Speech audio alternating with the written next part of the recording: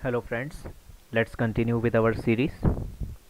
In the lecture number 9, we will be learning about the distance matrix, which are Euclidean, Manhattan, and cosine. Alright, let's begin.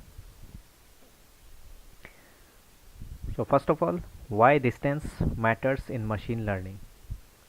The distance matrix measure how similar or different two data points are, right?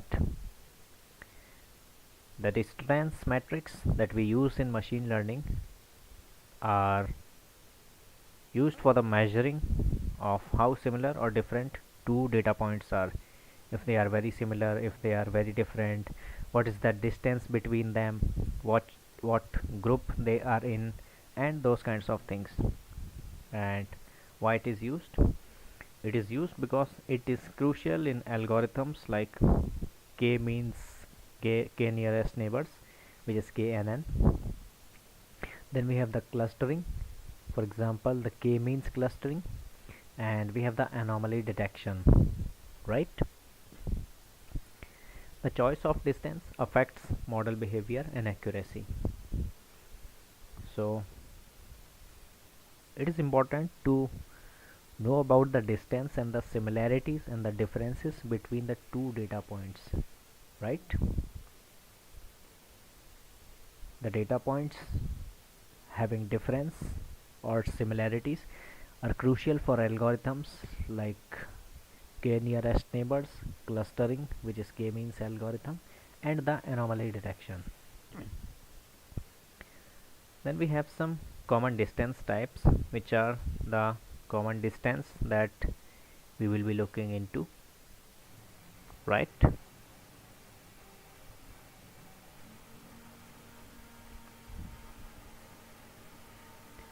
So let's first begin with the Euclidean distance. Alright, it's a straight line distance between 2 points like a ruler, which means it goes in a straight or linear direction.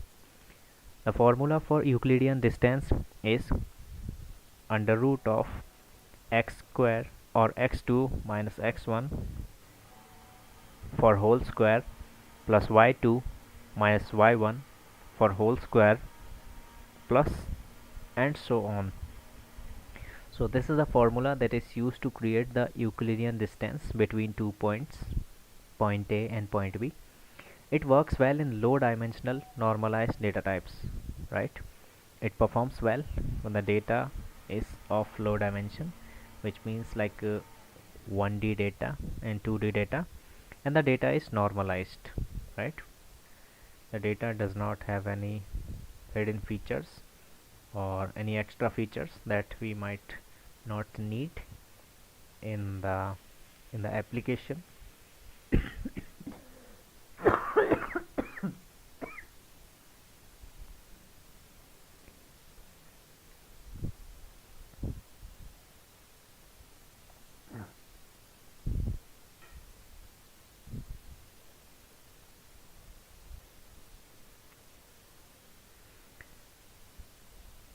So we basically use the Euclidean distance when we have the data that is in the low dimensional formatting and the data is also normalized, right? Then we have the Manhattan distance. It is the distance along grid lines, which is like moving through city blocks, right? A grid line looks like this, like a line here, a line here, and a line here, a line here, a line here, a line here, like the game of tic-tac-toe that you might be familiar with. Those are the grid lines. So the formula for the Manhattan distance is absolute value of x2 minus x1 plus absolute value of y2 minus y1 plus dot dot dot and so on. Better when movement is constrained or in sparse data, right? So it is used when the movement is constrained or like the movement is restricted. We are not able to move very freely. We have to move through the blocks, right? Move around the blocks. Then we have the cosine similarity, which is used for distance, and in this we measure angles between two vectors. It focuses on direction, not magnitude, right? The direction is important here, which is the angle between two vectors. The magnitude or the value are not important. The direction is important. It is common in text and NLP, natural language processing, where word counts matter more than raw values, right? That is directly concerned with the word count. Next, we will be choosing the right metric, where Euclidean. It is best when data is dense, numeric, and scaled, right? We use the Manhattan, which is useful in high dimensional or sparse data. It is not very useful in the low dimensional types. Finally, we have the cosine. It is great for measuring text or document similarity. The right metric depends on the data type and the problem nature.